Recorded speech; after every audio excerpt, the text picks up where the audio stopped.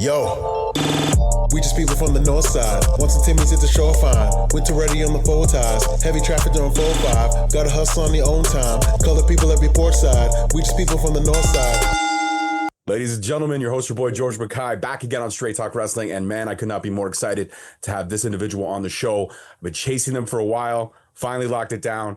Please help me welcome the legend that is Kidd Bandit to Straight Talk Wrestling. Oh, legend. Hell yeah. I love that. I love that. Listen, I think you're a legend. I look at your career thus far. I mean, it's only been 4 or 5 years you've been wrestling, but I look at the progression. I look at the matches. I look at the stories that you've told. And honestly, some of them are just absolutely incredible. Even the fact so much that WrestleMania 41 happened in Vegas, and there was a list of the top matches that happened that weekend outside of WrestleMania. And your match with Zack Sabre Jr. at Effie's Big Gay Brunch made the list. How cool is that? Yes. What's up? Are you talking about the Yahoo news one? Yes. Yes. Oh, wow. Yes. I did see that. It's so funny because, like, I did like 7 matches that weekend, and I know that's not as much as like some others, and I've done like 11 like previous in Mania in LA, so like it's not the same amount of workload, but it is like I want to say like 3 months after I came back from like you know my injury and my my surgeries and stuff. So it's definitely like kicking off a lot of ring rust. And I remember after it happened, I was just so exhausted, like just in general, that like people were saying great job, good work, and I just kept thinking like, did that just happen? Like, did I really wrestle Zack Sabre Jr.? Like, which congratulations, by the way, currently the new IWGP Heavyweight Champion. You know, so rematch for the title. I'm just kidding, but I want to earn it one day. But the idea I had for the entire weekend was I was gonna lock in and stuff, but by that point, I was so exhausted that a lot of what happened in that match was like me kind of like my body was just moving on its own. Like I wasn't really thinking or processing anything. It was just the training kicking in, which, hey, I've been training a lot. So I like to think it actually like manifested itself during that match because I think my body knew how important that match was to me. So I had to push through the fatigue, the ring rust, everything really and stuff. And you know, and to see it get validated like as much as it did, you know, like as a like a marquee performance for myself. Like I've had people say it's a star-making performance. People are saying like, yeah, you held your own. You know, it wasn't just like, you know, a one-sided affair. It was very much something that, you know, showcased not just how great of a technical wizard Zack was, but also like how he's able to like, you know, adapt to a very unconventional style, which I had, and how my unconventional style is very much like, you know, viable in like high caliber settings such as that one. So it is very validating. That's my biggest like feeling from everything, you know? Absolutely. I completely agree. And I mean, as much as I love that match, I actually watched it this morning and preparing for this interview again because I had to watch it again. But that's not my favorite match of yours. My favorite match of yours is you versus Malachi Black at Prestige. Incredible match. I look back at that one and the story that was told in that one. I believe truly, as much as I don't disagree with anyone saying that your match versus Sabre was, you know, a star-making performance. I believe you versus Malachi Black showed only 2 years into your training, a year and a half into your training, exactly the caliber of matches you could have. That's my takeaway. Thank you. That one was fun. I flew in from Canada. We got there late. I got hit by a car 2 weeks before. It was, I don't know how I got through that. It was, but you know, the body knows when something's important. You know, the heart knows, right? So, and what is hard but the source of your cardio? So it definitely made me lock in for sure. And I like to think that every wrestler has that on switch of like, all right, this is the big one, lock in, let's go, you know. But I've been fortunate enough that in the infancy of my career, even to like this point, you know, I have been afforded opportunities to, you know, share the ring with like incredible calibers of talent. And, you know, not very recently, I just wrestled Miyu Yamashita over in Kitsune in Los Angeles. I tagged with Tanaka, Masato fucking Tanaka. Like, I'm sorry, that just happened, you know, and and this has kind of been like the traction in my career from the get-go. It's like, hey, I'm new and big thing, big thing, big thing. And like first ever DPW show. You're in first match. Oh, what? Wow. And look where they're at now. Oh, or Malachi Black versus Kidd Bandit. Zack Sabre Jr. versus Kidd Bandit, you know. So it's always felt like, you know, as much of an experienced wrestler as I was able to like really, you know, like it's almost like an EXP multiplier in a video game where you're because the caliber of opponents I've been fortunate enough to face have like elevated me, as it were. Like I feel like my experience level doesn't really match like my tenure. So here I am now, like I just had my 4th year anniversary since my debut this Saturday, and I did skip 18 months. So technically, I'm like 3 and somewhat change years in. And to be able to say, like, yeah, I did this, and this, and these are all milestones on top of like, you know, like not to get political here, but like there's something incredibly different about me compared to like most other wrestlers that, you know, has always like historically been kind of a detriment in the world, like in the industry. Like it hasn't always been open-minded, you know, so I felt like I was fighting 2 different battles and 2 different fronts, like navigating the wrestling world as a high profile name, but without like the tenure and the respect, because I'm so new, but also like navigating like the socio-political climate of like being a trans woman in professional wrestling and kind of a notable one at that. So definitely kind of a journey.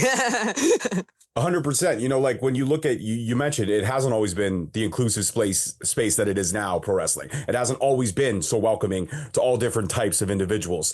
Knowing that and coming in when you did, were you concerned at all that maybe you wouldn't be as welcomed as you have been?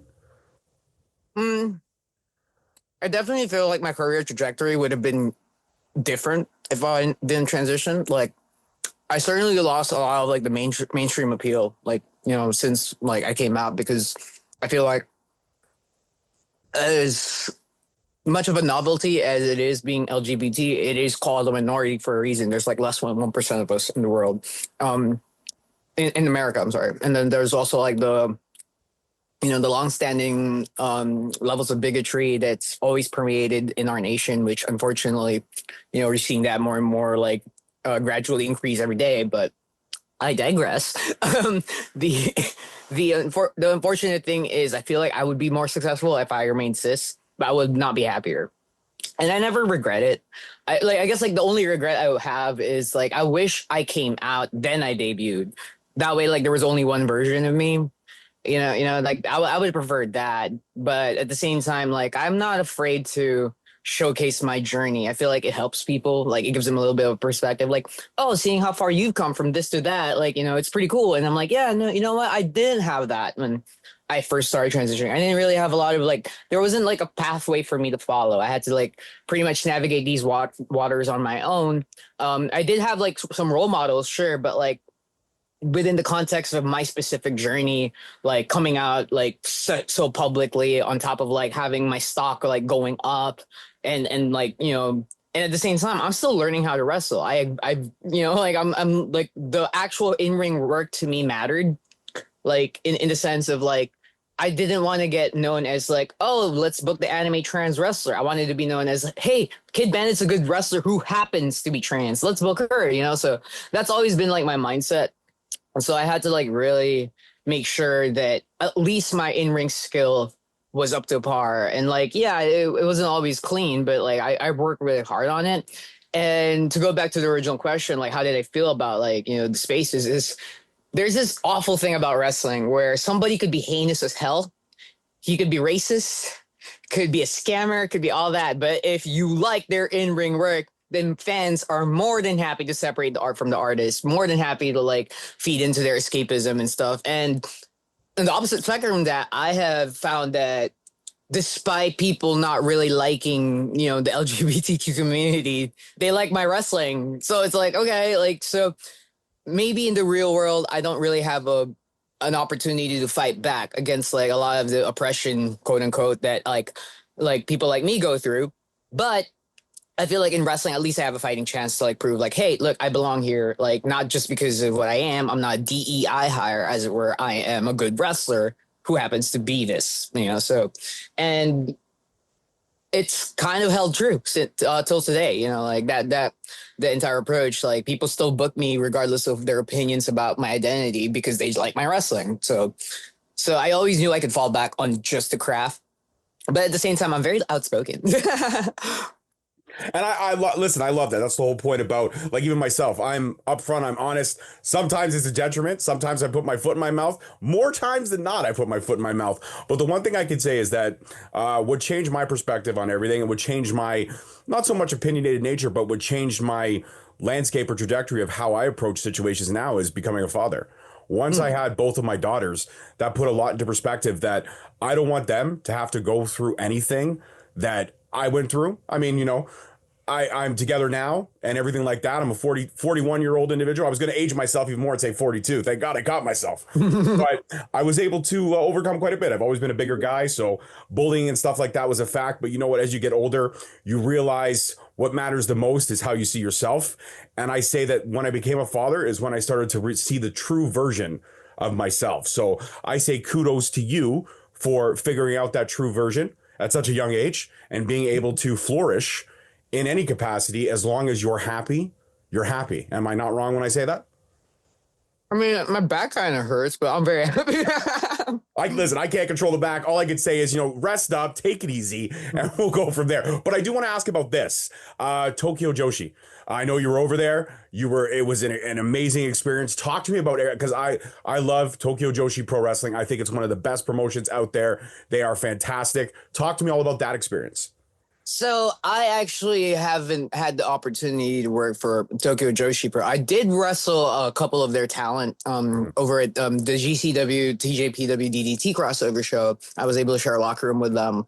I work with Miyu, Rika Tatsumi, Maki Ito, so I'm familiar with their work. I've also, when I used to run a wrestling company, I would work with TJPW and like try to get like their talent over. So nothing but good things to say about the company. And as a fan, of course, like they're like some of the most like vibrant characters in wrestling will come from like Japan, and like you see that evidently over TJPW. I did, however, spend some time in Japan working for 01. Yes. And that was like it was incredible. It's like, you have a character that's based off an anime character, and then you go to Japan and it's like an anime, and you're just like, whoa, this is cool. What am I doing here? Oh, that's right, I'm kicking someone's head in. What? That's like the coolest, dopest thing ever. And then I'm trying to like write a diary about like everything that's going on, and I'm just like, everything I'm writing right now feels like fan fiction. But it's not and it's awesome too, because it wasn't just me in Japan at the time. Like there was Calvin Tankman, it was Shane Mercer. I believe some of the other American talent were also there at the time, because it was Golden Week in Japan, and it was kind of like a national like celebratory week. I think the closest thing I could think of is an American equivalent, like spring break, so there was lots of wrestling. I think I did like 5 matches in like a 7-day period. So that's like 5 different days of wrestling, so body was a little beat up, but my heart was very fulfilled. And I really liked that in Japan, the way that they approach wrestling, both as talent and as fans, is that it's very serious, to the point that it's almost it's not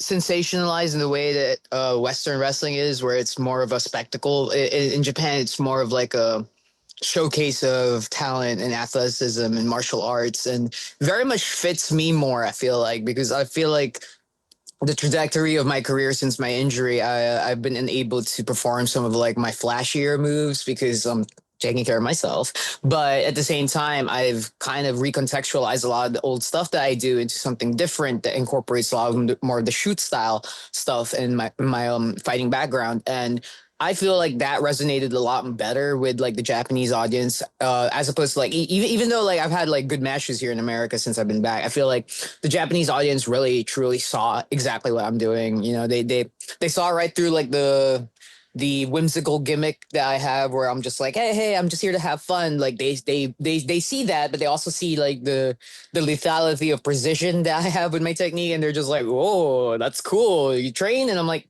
I do actually. Thank you for noticing. You know, in America, everybody just like comments on the hair. So like, and I don't mind either or. Like, don't like, mind you, I am. Hey, you want to like admire me because I'm pretty? Yeah, but in Japan, they also like they really focused on my craft, which made me want to work on it even more because of like if that's like the ultimate metric of like measurement in Japan about how they view you as a professional wrestler, then I might as well like really hone in on it. They don't care about how I look or what I am or anything about me. The stuff I like, you know, they cared about how I am in the ring, and they like what they saw. So very much happy about that, you know, and I can't wait to be back. Wink, wink. Not gonna spoil anything, but wink. So yes. I love that. I love that. You know, it was interesting when you came out during Effie's Big Gay Brunch. The announcers mentioned specifically that you were channeling Cyberpunk. Yes. And I've noticed that in a few of your matches, a few of your entries, you're always channeling these different individuals. Do you approach every match as, I got to tap into this side? Because, I mean, for Effie's Big Gay Brunch, the Cyberpunk character is a little darker, a little more aggressive, a little ultra violent, if you will. But I've also seen you channel the happier characters. When it depends on the opponent, do you choose to channel different inspirations? Absolutely. It's 100% spot on. Next question. No, but okay. So I guess like I'll elaborate a little bit. So the reasoning for Johnny Silverhand against Zack Sabre Jr. and like it's very simple. Look, I grew up punk rock. Like I grew up listening to like a lot of like punk music, Black Flag, Ramones and stuff. I have like a cool leather jacket with spikes that I never wear because it's always too hot nowadays. You know, so very much have always had a rebellious nature about myself. When you look at someone like Zack Sabre Jr., this is someone that has refined their technique very, very cleanly, to the point where you like, okay, I can speak from experience. A lot of the crazy stuff that happens to you when he twists you, like, I think he just comes up with it, like, right there and then. Because I'm like, what the frick is going on? I didn't even know I could bend this way, you know? So that was like, and I knew that coming in because, like, there was such a huge, like, before the match even got announced, I already was studying Zack Sabre Jr. If you're a professional wrestler and you want to improve on your crafts, particularly your technical aspects, you got to study Zack Sabre Jr. And I mentioned this to my friends a lot. Like, you know, if you're a film student, you study Tarantino or Scorsese, right? If you're a pro wrestler, you study Zack Sabre Jr., you know?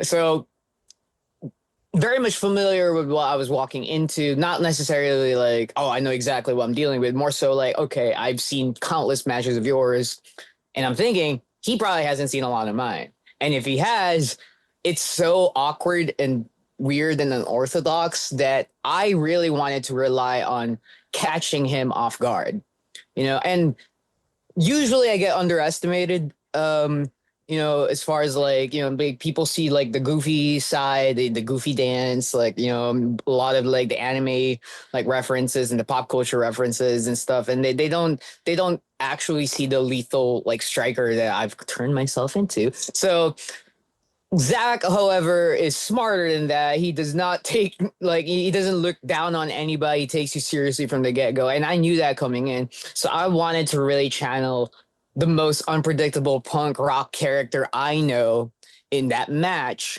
to catch him off guard, which I did. If you watch the match, the only times I actually like was able to come out on top is by shocking him out of nowhere and stuff. So, and Johnny Silverhand is a character. I feel like, you know, that motherfucker lost.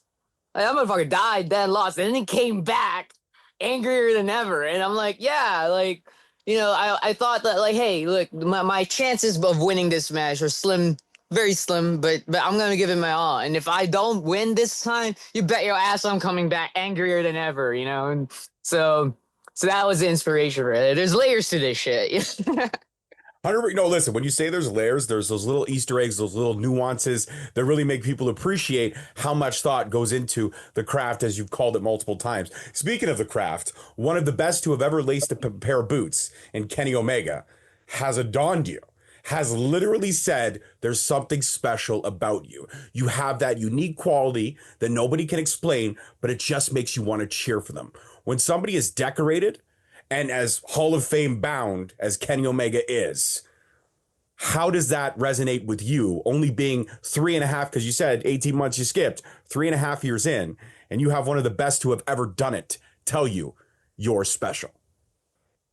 All right, fun story. I was so high when I found that article, so I don't think I reacted accordingly. Like I saw it, I was like, nice, and I just like said nice to everybody.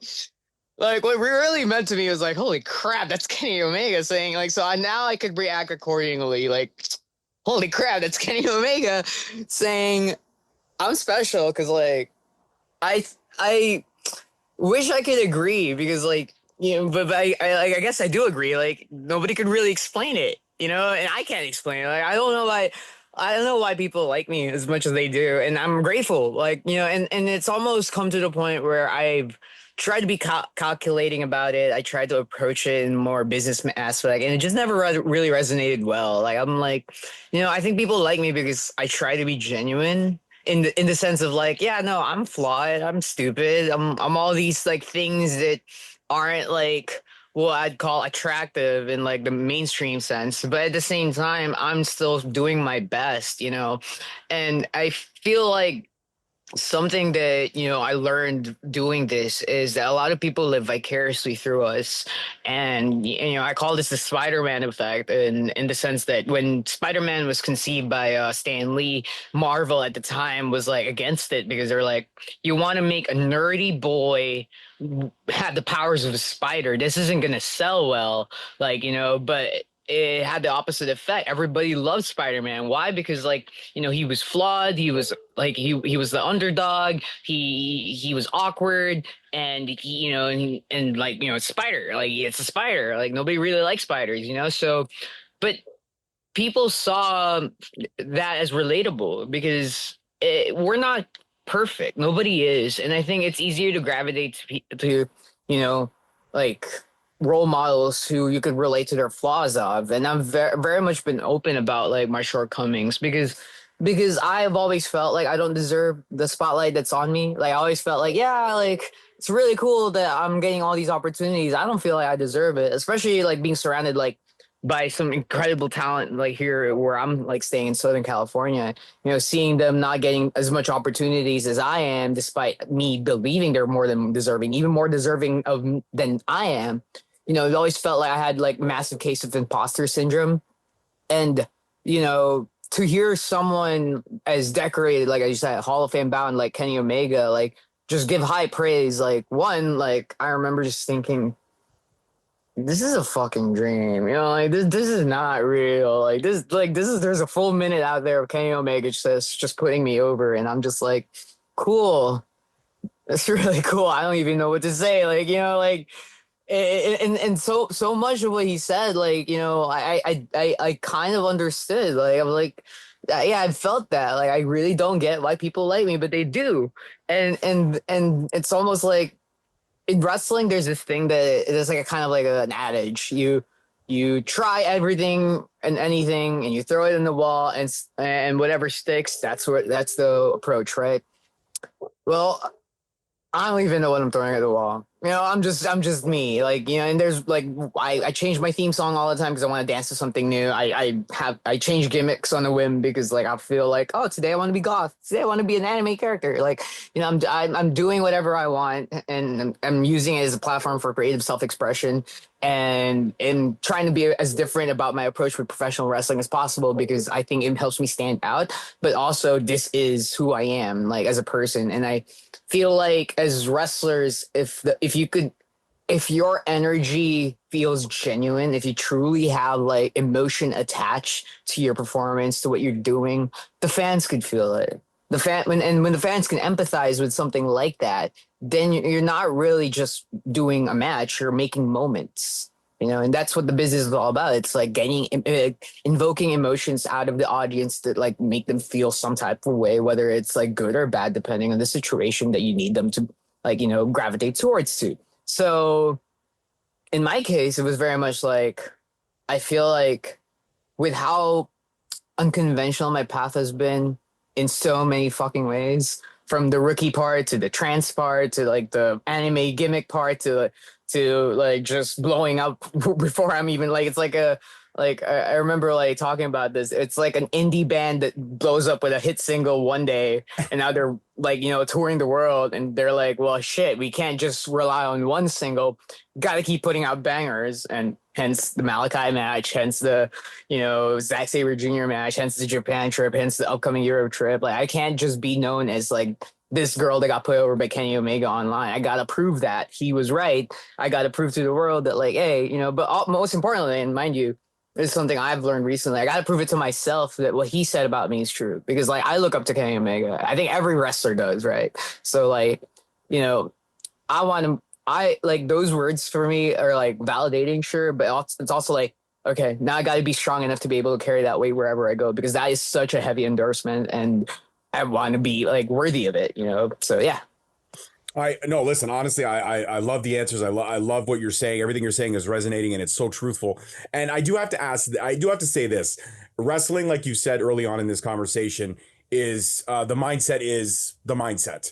But I feel like you're not happy with the mindset. I feel like you're like, you know what? If that's the mindset, I'm going to change the mindset. And I think that's what you're doing over and over again with just this incredible smile and this infectious personality. And also, like you said, kick-ass craft. It's incredible the stuff that you can do. And you know what? You're right. I think a lot of people may underestimate your striking ability, but I don't think anymore. I think a lot of people, especially after the Zack Sabre Jr. match, they're realizing Kidd Bandit does not play. Yeah, when I'm locked in, like them kicks gonna hit your head. Like, I'm sorry. Like, and like I was worried too, because like he's so tall. He's so tall, but how am I gonna kick him? But then the match happened. I'm like, oh, I got this. I got it. Like as soon as I got that, I did that first roundhouse in the face. I'm like, oh, I got this. Watch this. Check this shit out. Like, so it's really it's because I've been taking taekwondo at my local strip mall.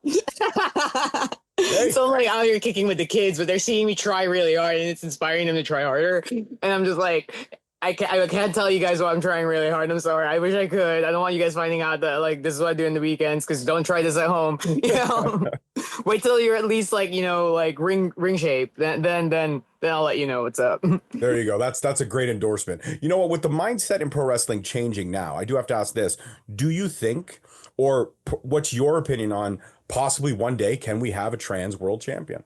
Can we have an LGBTQ world champion? We had Nyla.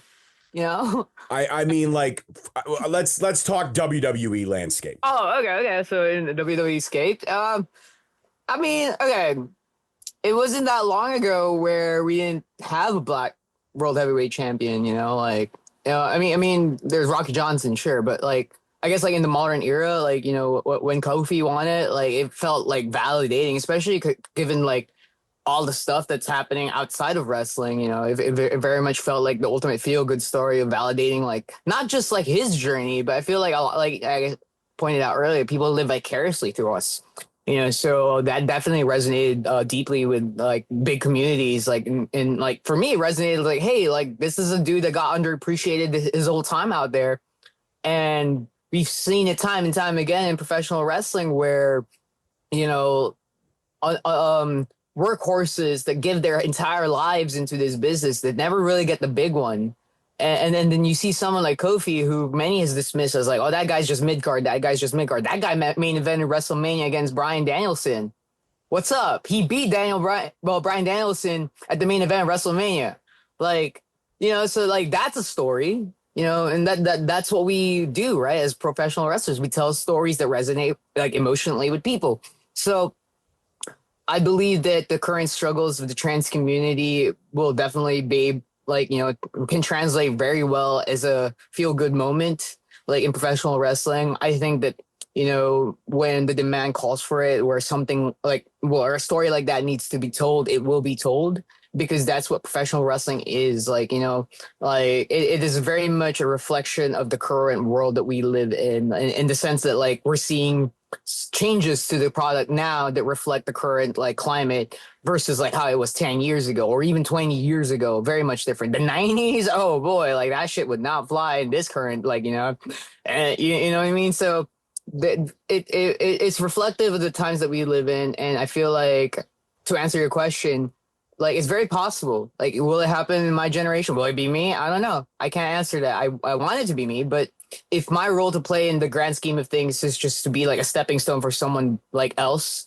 to get to that point, more than happy to play my part. Because like something I've learned as a queer person is that as soon, like especially as a public figure, like you're not just you. You're representing the community, whether you want to or not. You've been listed in the cause, and unfortunately, it's up to you to like represent as best as you can. And there's almost like this added pressure of like, hey, don't fuck up, don't fuck this up for the rest of us, So,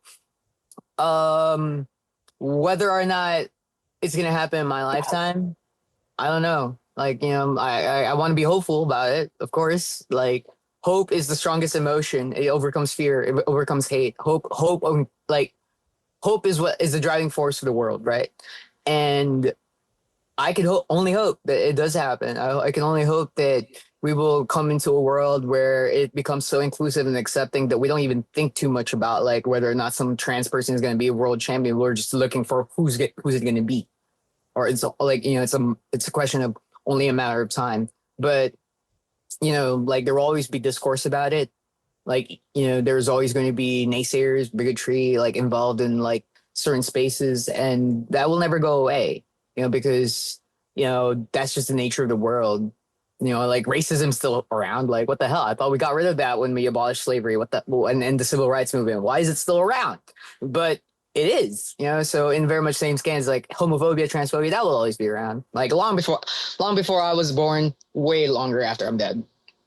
But it's up to us to like try to like pave the ways to make it more inclusive. And I like to think I'm playing a small role in that, so we'll see. Absolutely. I think you're undercounting your role. I think your role is a little bit above small, but I'll let you. I don't want to put any added pressure, so we'll just say small for sure. Now, I know you mentioned earlier in the conversation European tour is upcoming. Where are we going? Where's the spotlight going to hit? And Kidd Bandit's going to arrive. So like, I am the great procrastinator. I have my schedule. I have it in my phone. I wrote it down. But I have spent the last 2 days just on a bender, partying and going to clubs. So I don't have it off the top of my head, but I will do my best. All right. So first show, July 13th, I will be in Paris, France for Drag Attack. Pardon my French, it's terrible, but je m'appelle Kidd Bandit. There we go. Hey, okay, cool. Very excited for that one. I've fortunately shared locker rooms with some of the talent there in the past, so excited to run into some familiar faces. I do plan on going to the nightclubs, so like gonna channel a lot of that into the ring, mind you, because I like to think that every show featuring Kidd Bandit should feel at least a little punk. A little like that scene in Blade where there were like vampires and like there was like a vampire raid where there was like blood sprinklers and stuff like that. Oh, yeah. I want that kind of vibe every time I'm in the ring. That's like that. So I try to channel that. And then after that, it hasn't been announced yet, so I'm not gonna say it, but I will be in Leeds for two different companies. One of them is going to be True Grit. Fun fact: my last UK show, the day I got injured, was actually in True Grit. I didn't get hurt in the show. I got hurt like in the morning I was doing something else. So, but it did take me out for a year and some months. So very excited. This feels like retribution for me, being able to come back to a place where I wrestled Stephanie Sterling. Everybody thought it was like great freaking match. I think he won like the QWI Match of the Year award. I'm like, what? I was like half dead for that match. Let's go. So I can only imagine what it's going to be like if I'm coming in there 100%, well trained, after wrestling Zack Sabre Jr. So like, and that guy's a British hero. So like, I like to think that there's a little bit more of like an attention to me because of that. And I'll be over in Dundee, Scotland for Dundee Pro Wrestling and Fair City Wrestling over in July 25 to July 26th.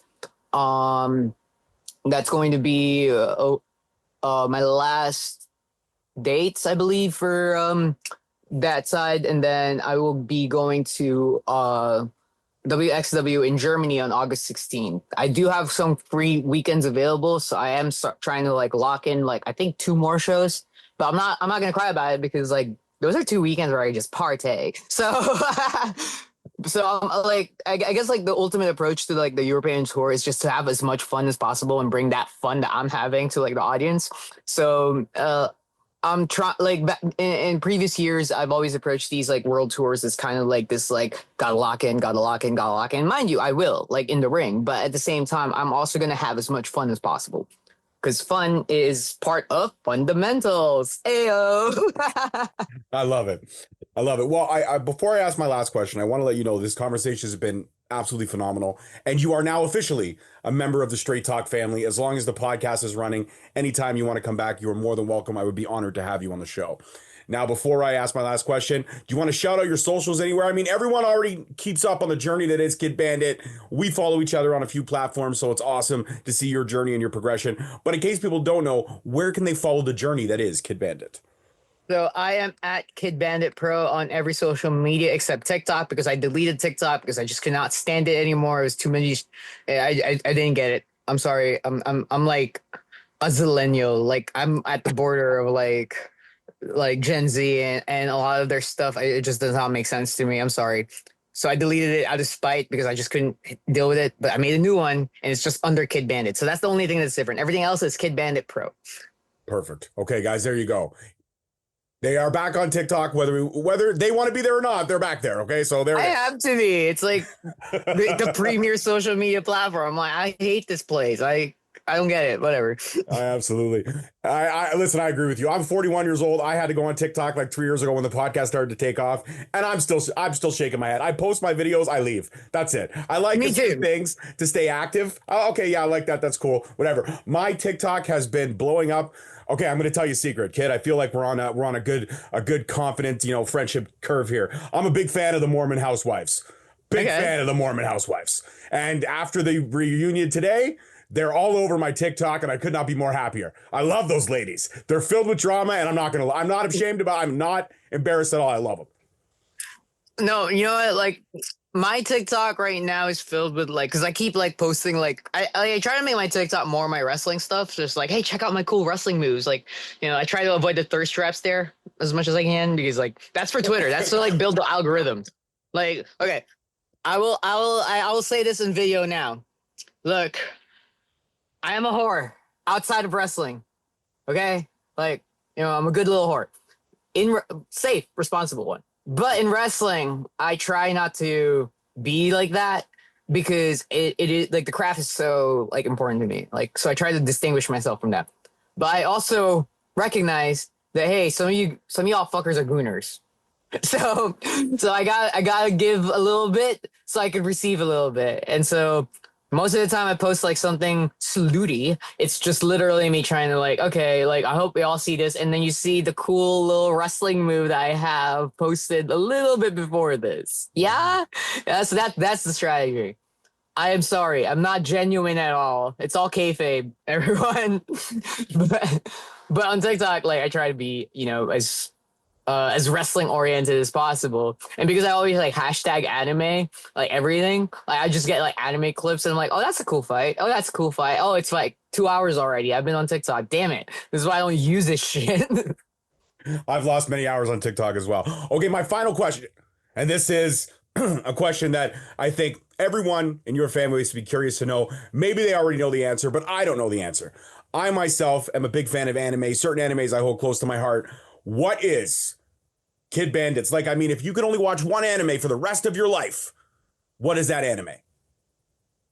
Can you see it? Okay, there it is. There it is. Yes. Just because I really like the character. He's cool. He's edgy. He has like the cool pose, the cool coat.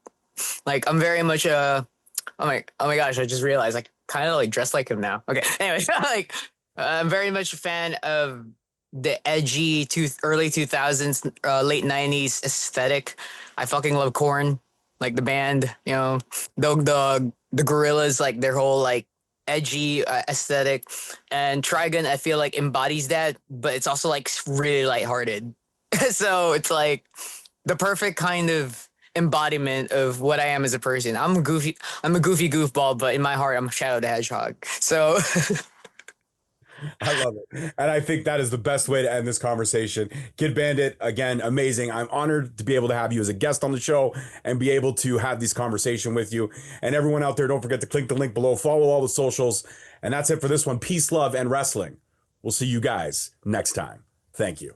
Yo, we just people from the north side. Once the Timmy's hit the shore fine. Winter ready on the full ties. Heavy traffic during 4-5. Gotta hustle on your own time. Color people every port side. We just people from the north side.